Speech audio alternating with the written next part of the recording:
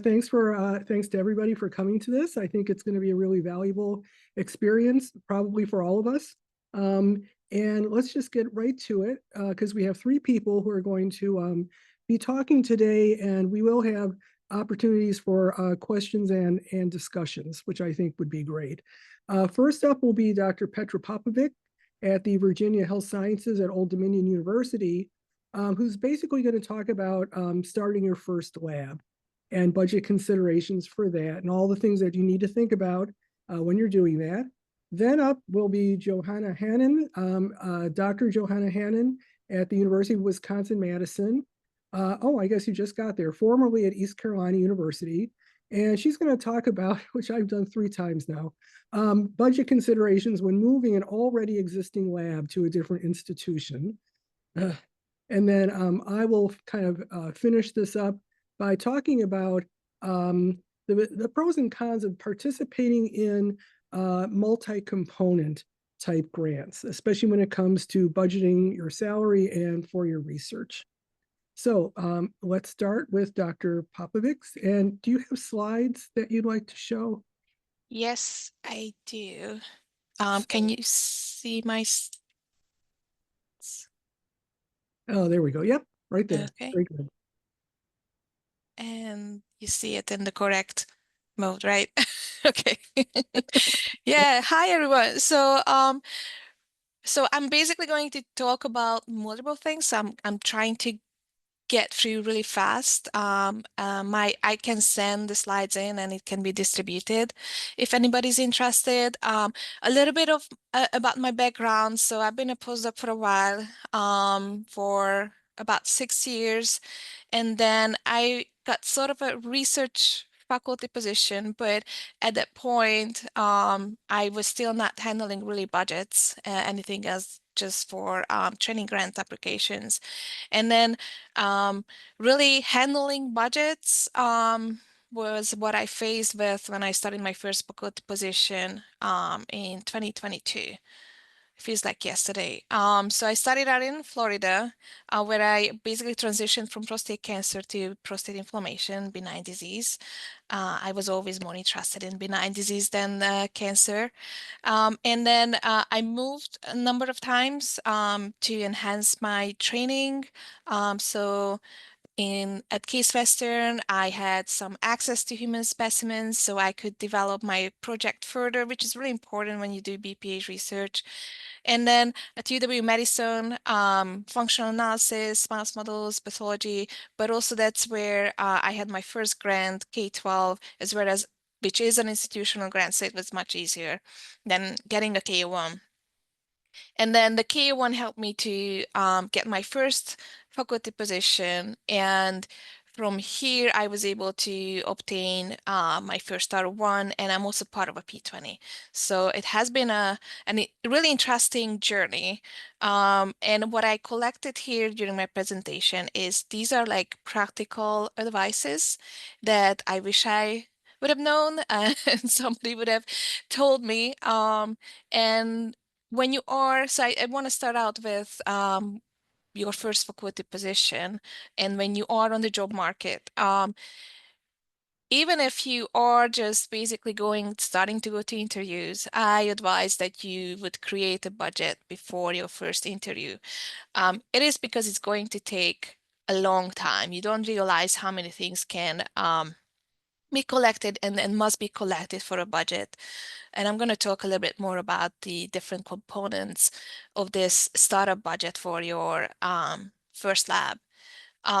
Easiest way to do it is to look around in your current lab and write down what you see and go from there. And you can add more things that are going to be more specific for your future projects. But you sometimes don't think about, okay, the CO2 cylinder is also something that you need to set up, and it needs to set up in a different way than if you just get an equipment one time. So that will help you to make that list that you need for your budget. And research the prices for these items, because that's going to be something that's really important for the chairs, for the faculty search committees, because they want to know how expensive you will be. So you will need the price of these items, and you also need to request quotes because a lot of the equipments that you will need, the prices are not available. And then so that will require you to reach out to a lot of representatives, and they all want to sell the actual thing that they give the quote for. So that means that they are going to ask, okay, so where are you going? How soon that will be? So unfortunately, you know, this is not something that they will be probably successful for a while to sell that equipment for you, but it is part of the whole process. Estimate the staffing needs for your lab. So think about how many people you want to start out, include the roles and salaries. Obviously, a lot of people are asking who is going to be the first most important person who you need to hire. I think that there is a debate between a research assistant, like a really good experienced tech, or a postdoc. I'm still waiting for a good research tech at this point, and that's how I started out my lab. And don't be concerned if your projected startup budget seems too high. So sometimes when they tell you that, well, their budget is 600K, and then you have your list and it goes up to $1 million. If the chair is willing to work with you, and most of the places where they are willing to work with you, those are the places you need to go actually, because the departments have used equipment, so they can offer that instead, and they will really work with you to fit in the budget that they have if they can. Be sure to include plans for utilizing core facilities. So that's something that you might not want to include in your first startup budget. You need to include it. And ask about prices when you go for your interview. So this is how a list like that looks like. So this is something that I should have prepared much earlier on in my faculty search. Position search, I feel like, because when it came to, oh, okay, so what is your budget? And it's not something that you can do in a day. And it's basically just writing down what you see in your current lab, and also include, so here I start out with the space requirement and what other shared areas that you will be required, even though I don't put a price on this, but it is good to be part of your list, as well as access to different equipment. Sometimes, you know, dry ice seems to be something that a lot of places, you know, you just assume they have. No, they don't. And then include trying to estimate how much you would spend on consumables. This is something that's really, really hard to estimate, but you can sort of like try to calculate back on based on what you used in the lab, and multiply it by the number of people that you want to start your lab with. And some other things to consider, if you are proposing a big ticket item, you can provide detailed justification, but if you don't necessarily need it to pursue your projects, you can state that you will be okay, or you will be able to use a shared instrument, because a lot of the times that would actually be the basis for rejecting really good candidates. If there is an expensive instrument like a mass spectrometer, if they can't afford it and you cannot do your job without it, you're not going to get that faculty position. So, and it makes sense, because I also see examples when people agree to a faculty position when they don't have the equipment that they need, and they struggle and have everything writing in writing, of course. Highlight the cost of course services. So in my case, I made a point about the course being too expensive, histology course, as well as the vivarium prices. So I could actually bring up my startup because of that, as well as I got a discount on these services. And understand that sometimes there are standard inclusions, even though you want to have 2 or 3 PhD students to start with, if they have sort of like a, this is our standard package, 1 PhD student and 1 research assistant for 2 years, maybe that's what they are only able to go with. And when you negotiate about your budget, be really thoughtful, be respectful, don't delay it, and ensure that all discussions and agreements are documented in writing. So do it in emails. It's because sometimes things get forgotten and promises are made, and that's why it needs to be in writing.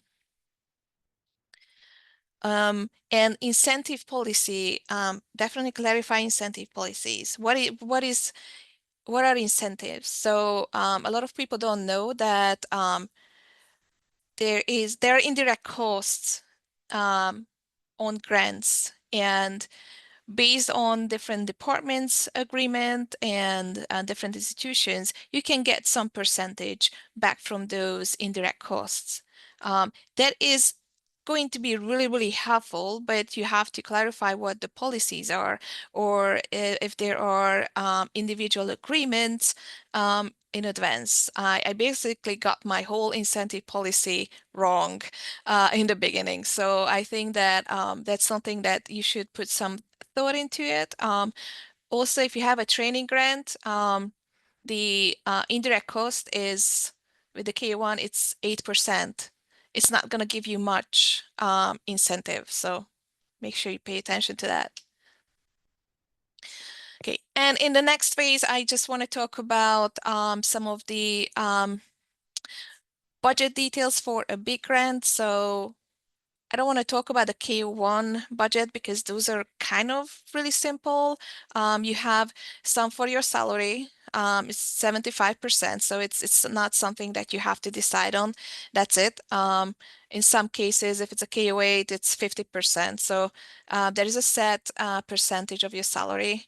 And there is usually 25K for research, and you can use it for supplies, travel, publication costs, core use. But at the end of the day, this is a very simple budget, but the one on the right, these can be components of, how you develop your budget for your KO1 as well. But I just wanted to write all of the different parts out, because at first I also didn't understand where this order is coming from. And this is coming from actually from the grant application system that some people don't even see because their grant administrator will fill out all of these. And you will need this order or in the budget when you write your budget justification. So that's why I wrote it down.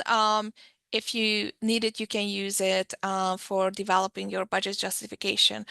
But whenever you start out a budget, you need to contact your grant helper, your grant administrator, because they probably have an actual layout for your budget justification that you just have to fill out.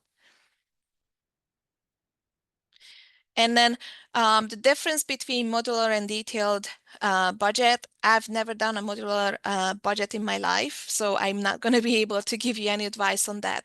But very rarely is it used anymore because if you look at this figure, it shows you when you have to use a detailed budget and when you have to use a modular budget. And if you need for another one, you need more than 250K, you will need to go with a detailed budget. So a lot of the times, because the costs are increasing, the training cost, salary cost, everything is increasing.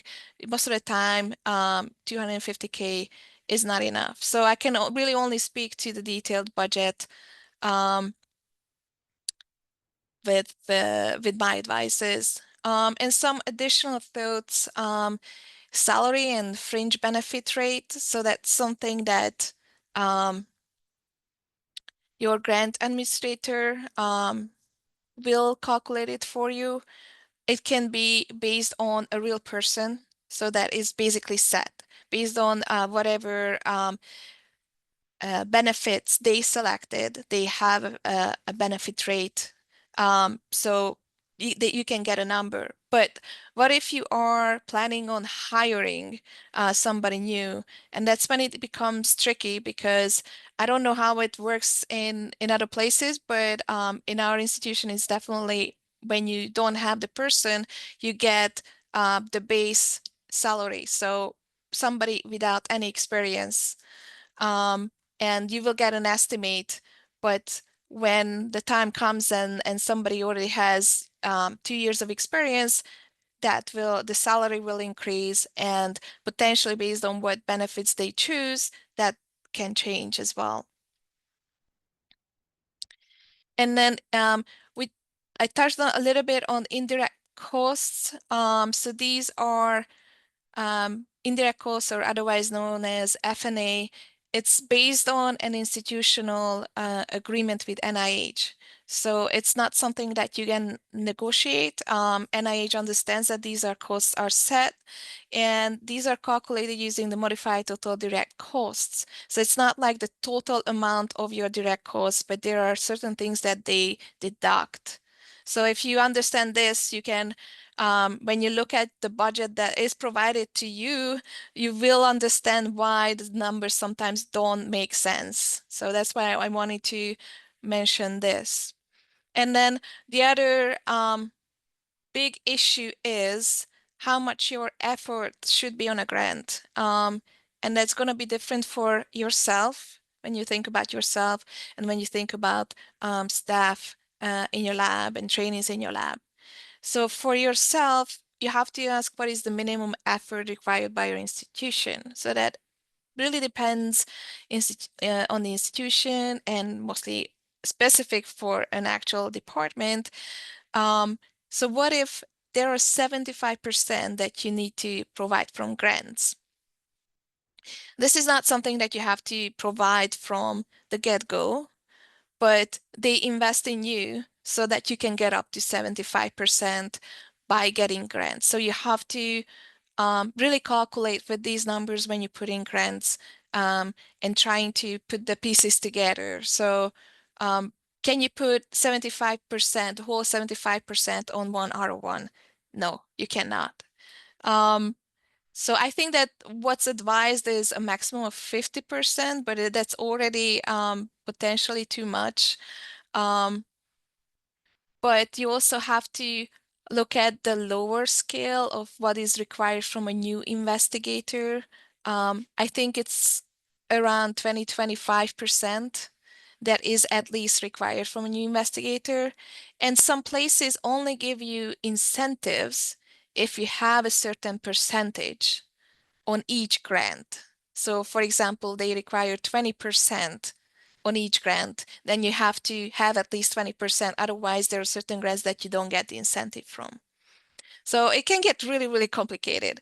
And also the institution is willing to pay 25%. So what is within that 25%, they have to support your administrative duties, your teaching, and potentially some other research.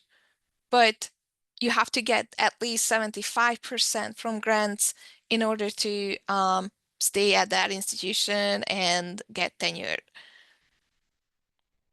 And then, oh, I already talked about the incentives. And then when you talk about staff and trainees in the lab, you have to come up with 100%. So this is a really extreme type where you basically support 25% from 4 different grants. Sometimes you have to do that. But it's more likely that you're going to have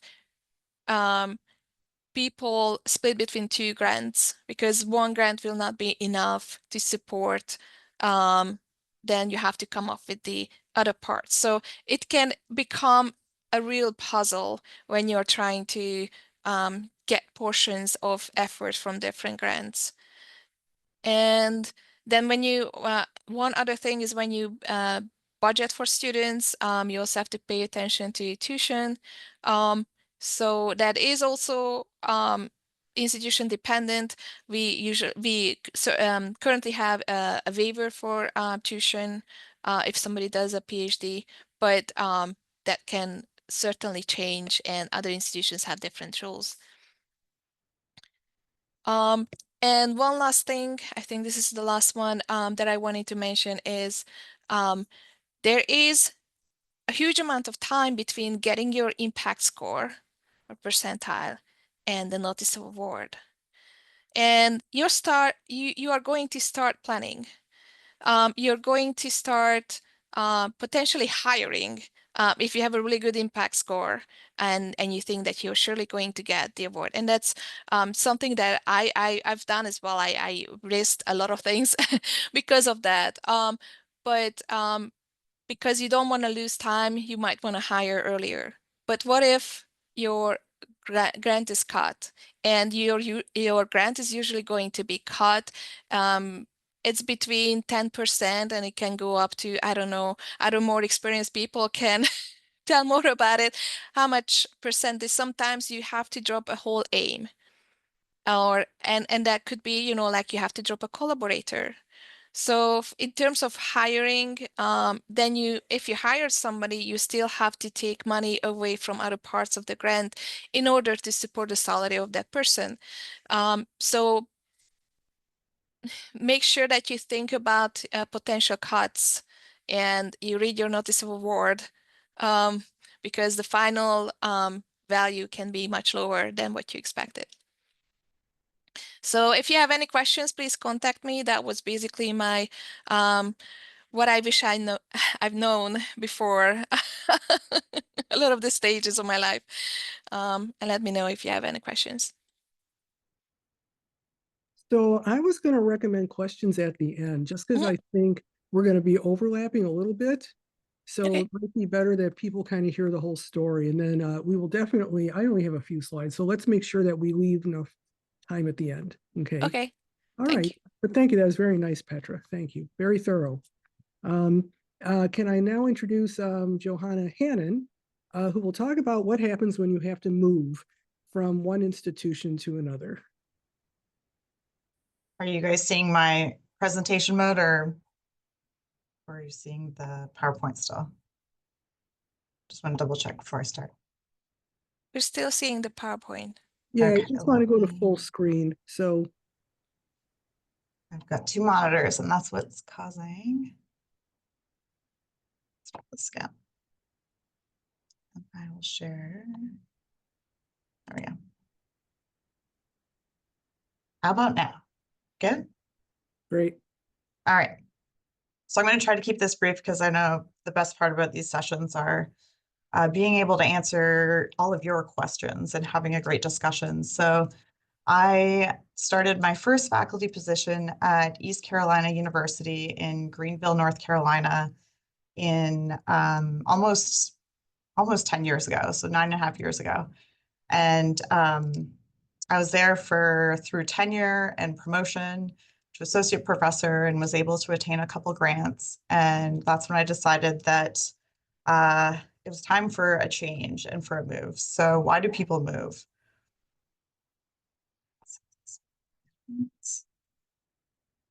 So there's a variety of reasons why people can move. Research opportunities tends to be the big one. So I've been at UW-Madison now for a month. So this is very, very fresh. And I'm sure there's many more people on this call that have more experience in this. So I'm excited to see what they have to say as well.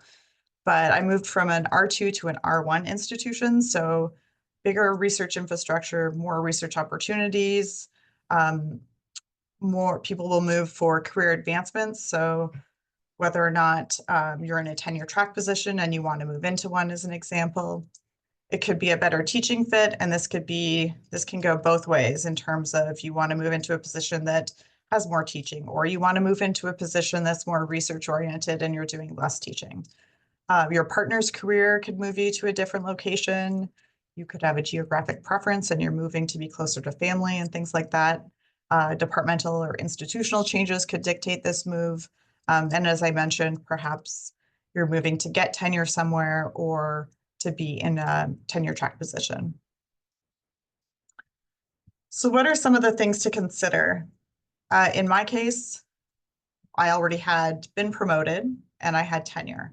However, with UW-Madison, you had to have had tenure for 5 years in order for your tenure to carry through. You can try to negotiate this. It all depends on the institution, and if they have criteria in place already, it's harder to negotiate it. So that's something to consider when you're deciding to move. If you have research funding, your institution that you are initially at needs to agree to release this funding to the new institution that you're moving to. So this is something to make sure that they are willing to do. And then there's always the challenge if you have the two-body problem in which your partner is in academia or has another job and they need to find a position with the new location that you're moving to. Something else that you can do if you are undecided is always get a counter offer from your current institution. So once you get to the point in your negotiation and discussion that you have an offer and some monetary values associated with it, you can bring this to your institution and see if they're willing to meet or provide you with a counter offer. I think the biggest thing is really to create a big list of pros and cons and reflect on what's best for you, for your lab, what's best for you personally, because it really is a lot of work to move everything to a new institution. So there's this nice paper that describes a guide to relocating your laboratory, which I thought was a little comical because they've got this timeline and they lay it out like everything goes so smoothly and you just have to do these things. But it's obviously a lot more complicated than that. And the timeline can be thrown out the window depending on what your move is like and what you're dealing with. For me, I'm personally had to apply for my green card, so that also extended a lot of the timing for a start date and things like that. And so it is a good guide though, or information source for some of these things. When you're negotiating salary, there is every year the AAMC puts out a faculty salary report, and this is broken down by private institutions, by state institutions, by department, by faculty rank.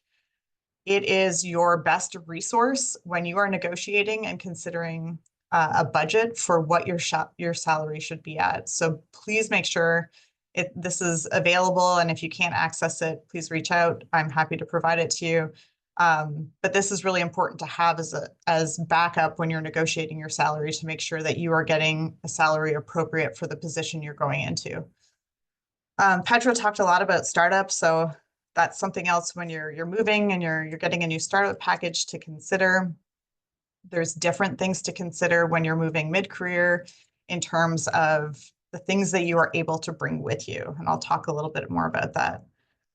When you're negotiating for your laboratory space, there are different things that could eat into your budget. If any renovations need to take place in the space that you're moving into, you want to make sure that that is not coming out of your startup, and that that's something that the department is going to cover if there are big renovations that are required, and then what type of accommodations are they going to make for you if your space does have to be renovated.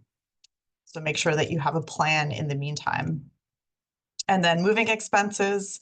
The first time I moved to my first faculty position, we didn't have to pay taxes on moving expenses, so it was all covered. And now moving expenses are considered taxable income. So make sure that you take that into account when they give you an amount that you're considering that that's going to be taxed as well. So you're not actually going to get that full amount.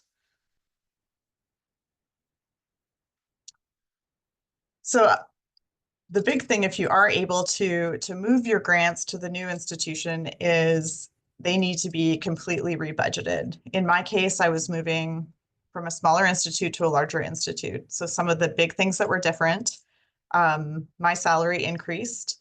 The cost of personnel and trainees were very different between institutions. So everything is more expensive here compared to the R2 institution I was at previously. Our F&A was different by 4.5%, and the fringe for personnel and trainees and the faculty fringe as well was very different. So these are all things that within your existing grant budget, you need to be able to adjust for to cover these expenses. Similarly, animal expenses, any core services that you're looking to do, they can all be more expensive. So you just have to be able to adjust for these things or change the amount of work that you're proposing to do, the scope of your work to account for these changes in expenses. And so the big thing to check is your notice of award that will have any specific restrictions that you have on rebudgeting. So be sure that you are paying attention to those. And then have an open dialogue with your program officer. They're aware that you're moving. They're going to be very understanding in terms of, we're always worried about making enough progress on our grant and spending the money. So make sure that you're continuously talking with them so that they're aware of where you're at in the process. So hopefully your budget doesn't get cut at all for not spending your money in time. If you're moving existing personnel, this is something that in the negotiation process, you want to make sure that there is an appropriate position for them. If there's potential for them to be promoted, depending on the level of personnel that you're moving. Are their moving expenses going to be provided as well? Make sure that they have office space to move into. And then if you're moving trainees, particularly in graduate programs, then during the negotiation process, you should be talking to these graduate programs to ensure that their courses transfer or that the trainee is aware of what is going to be allowed within the new graduate program, depending how far along they are in their graduate degree. Now, Petra talked on this, and I would agree with her that if you're debating between postdoc versus experienced technician or lab manager, that the experienced technician or lab manager is really your priority, especially if they have been at the institute and have institutional knowledge. This is something that is extremely helpful when you're trying to navigate a new institute and learn how all of their processes are. Moving existing equipment. So if you've purchased things on an active grant and the grant is being transferred, that equipment is the simplest to move because it moves at no cost to that institution typically. If you've previously purchased equipment with some of your startup and you're looking to move that equipment, that becomes a little more challenging, especially if it's considered to be a fixed asset and it's a bigger piece of equipment. Then this has to be approved through your initial institution to release it, and then the new institution needs to agree to purchase it and so on. And so this can be cost saving and will help you to use your startup funds for something else, but it can be a process to get this all changed over. If you're moving animals or tissues, you'll have to make sure that you have material transfer agreement in place, and there could be a cost associated with this as well in terms of how are they going to get to the new institution. Similarly, with moving chemicals or consumables, I think this is where you have to decide whether it's more beneficial cost-wise to just repurchase these where you're going, or if you want to deal with the headache of trying to move those.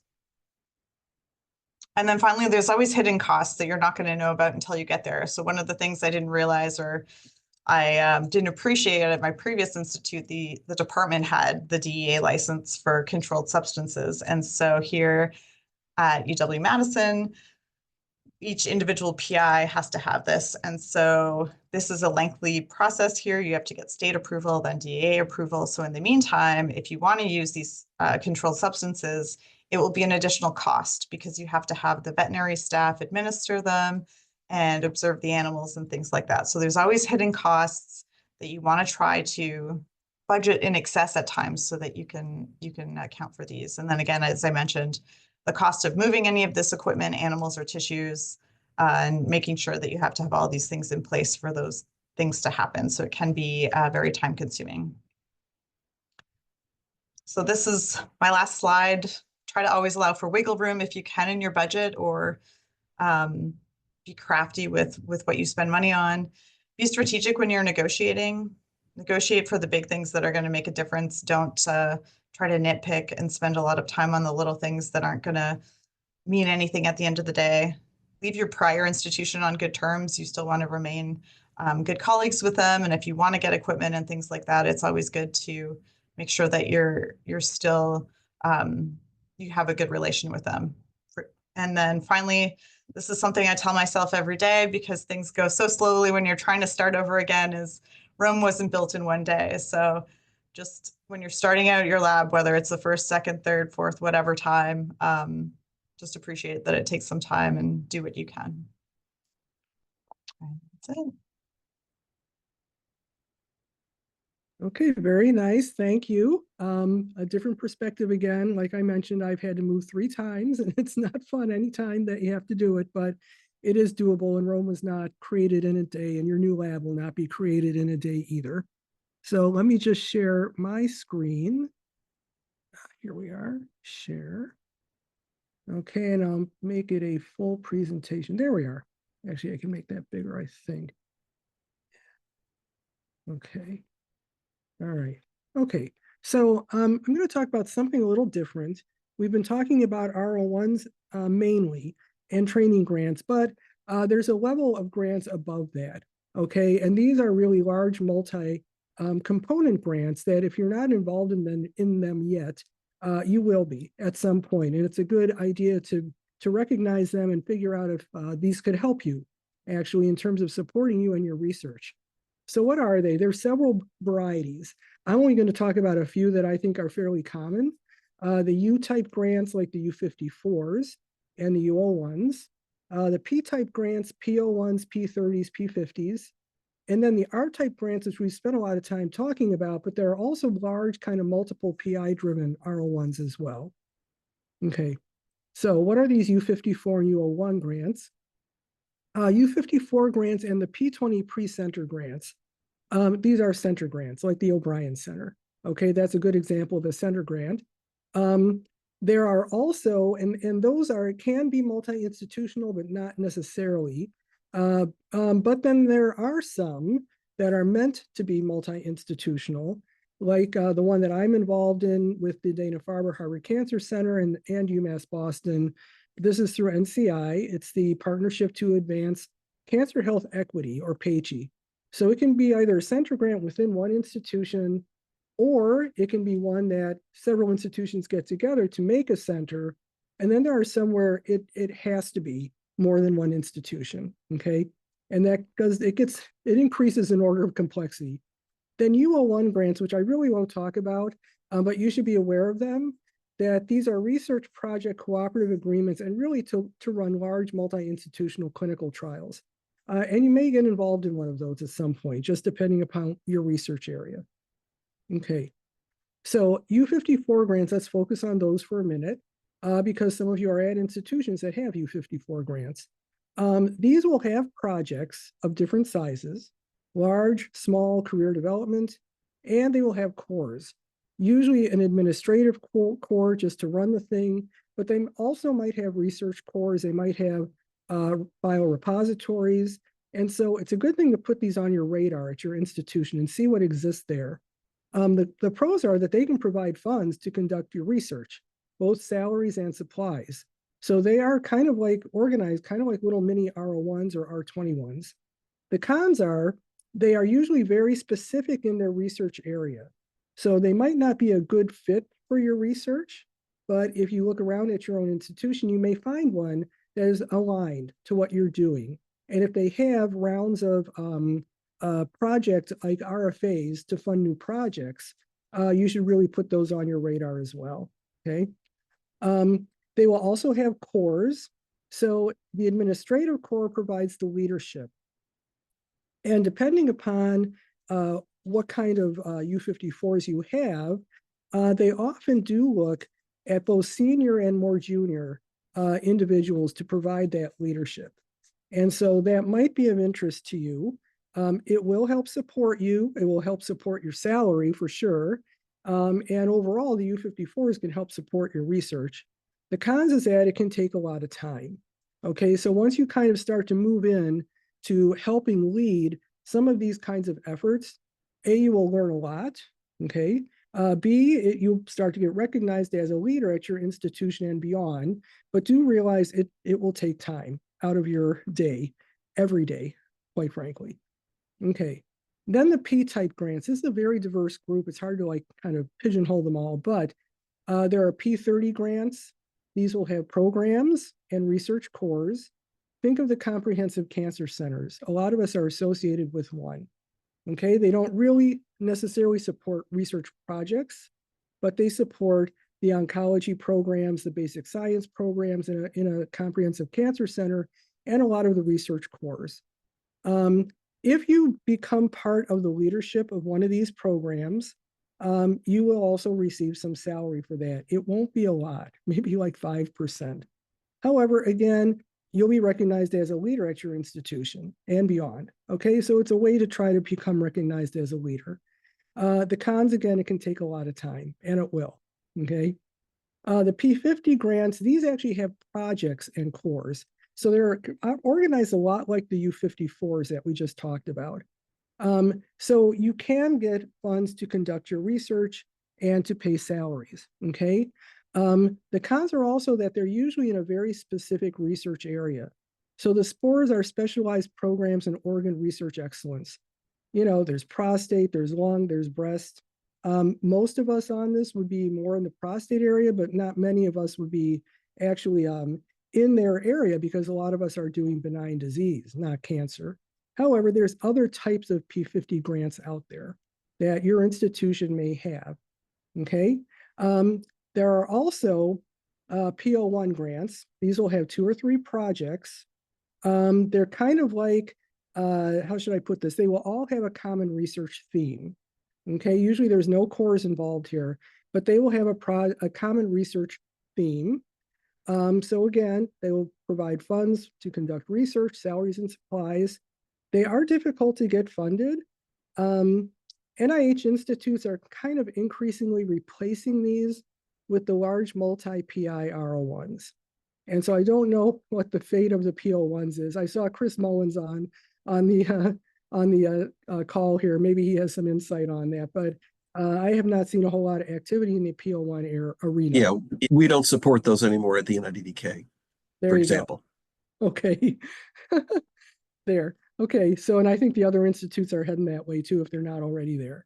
Okay, just in closing things, whether receiving salary from some of these grant mechanisms is important to you or not, depends on how your salary is paid at your institution. And Petra alluded to this. Depending on where you are, especially at state universities, you can often be on a 9 or a 12-month contract. Okay, so the institute is paying you. Often that involves you teaching courses in addition to doing your research. And you get summer salary then from your grants, okay? Or if not, then your institution and your department will actually have an expectation, and Petra alluded to that as well, on how much funding for your salary they expect you to bring in through grants, okay? And so sometimes if you have a rather large expectation to provide your own salary through grants, participating in some of these large multi-component type grants, especially in the leadership level, can actually go a long way to helping kind of, you know, make your salary up to whatever that % is supposed to be to make everybody happy, okay? Also, some U54 type grants have internally reviewed mechanisms for funding, and these will be a little less competitive to obtain as opposed to going to a full NIH panel review. So the O'Briens have opportunity grants. The Pages, like mine, have 2 rounds of full and pilot awards over a 5-year funding cycle. And that's where they have new awards come into the grant. So be aware of that you might have internal opportunities to apply for pretty substantial funding to support your lab. The P50 SPORs have 2 or 3 rounds of career development awards. Some other type of P50s do as well. And they have 2 or 3 rounds of idea awards. And so these are small grants. They're kind of usually like seed grants, $50,000 a year or whatever, but they can help you get an idea off the ground because they'll help you get some feasibility studies perhaps funded. So I will stop there and I will stop sharing. Okay.